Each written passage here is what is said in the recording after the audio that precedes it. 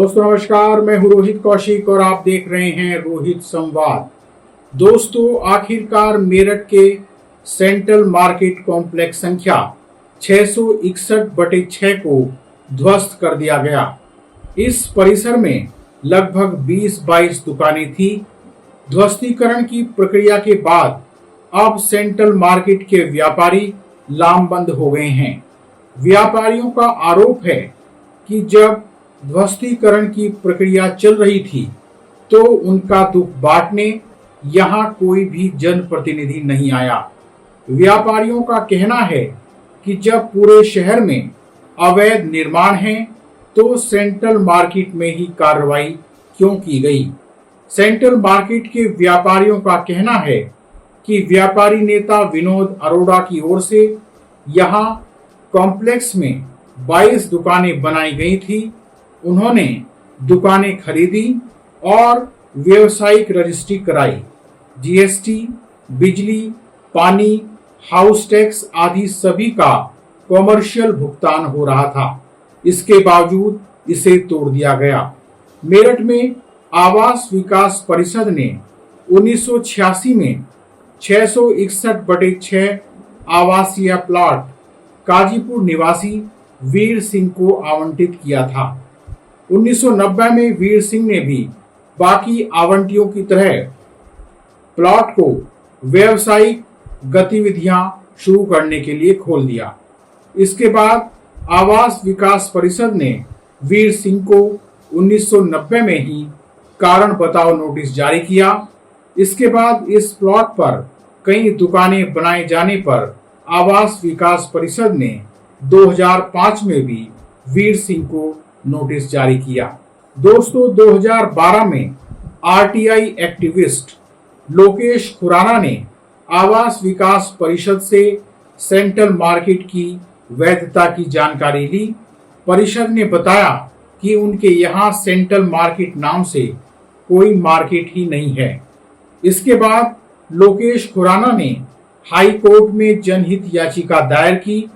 परिषद की टीम 661/6 में चल रहे अवैध निर्माण को रोकने गई तो परिषद अधिकारियों के साथ मारपीट भी की गई। इसके बाद परिषद हाई कोर्ट में चली गई। 5 दिसंबर 2014 को हाई कोर्ट ने इस भवन को ध्वस्त करने के आदेश दिए। इसके बाद व्यापारी हाई कोर्ट के खिलाफ सुप्रीम कोर्ट चले गए, जहां से व्यापारियों को स्टे मिल गया। लेकिन अब कई साल बाद सुप्रीम कोर्ट ने हाई कोर्ट के आदेश को बरकरार रखते हुए इस बिल्डिंग को गिराने के आदेश दिए। दोस्तों मेरठ की सेंट्रल मार्केट को ध्वस्त कर व्यापारियों को जिस तरह बलि का बकरा बनाया गया वह बहुत ही दुर्भाग्यपूर्ण है। सवाल यह है कि आवासीय प्लॉट पर दुकानें कैसे बन गई। जब दुकानें बन रही थी तो आवास विकास परिषद क्या कर रहा था। जाहिर है कि जब वहां दुकानें बन रही थी तो उस साजिश में आवास विकास परिषद भी शामिल था। इस तरह के मामले केवल मेरठ में ही नहीं बल्कि हर शहर में हैं। सवाल यह है कि अवैध निर्माण क्यों किए जाते हैं। जिस समय अवैध निर्माण हो रहे होते हैं उस समय संबंधित अधिकारी कहां सो रहे होते हैं। इस समय भाजपा व्यापार प्रकोष्ठ के अध्यक्ष विनीत शारदा का वह वीडियो काफी वायरल हो रहा है जिसमें वे रोते हुए कह रहे हैं कि मैं अपने व्यापारी भाइयों के लिए कुछ नहीं कर पाया। आज विनीत शारदा और व्यापारी रो रहे हैं, लेकिन यही लोग तब कहां थे जब मुसलमानों पर बुलडोजर चल रहा था। सवाल यह है कि क्या इस मामले में भारतीय जनता पार्टी कुछ कर सकती थी।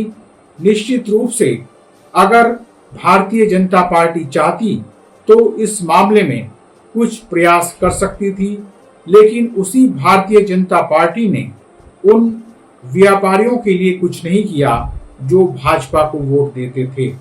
कानून अपनी जगह है और इसी कानून के तहत सुप्रीम कोर्ट ने इस मार्केट को ध्वस्त करने का आदेश दिया, लेकिन क्या उन व्यापारियों के ठिकानों को ध्वस्त करना सही है, जो कई सालों से वहां अपना व्यापार चला रहे थे।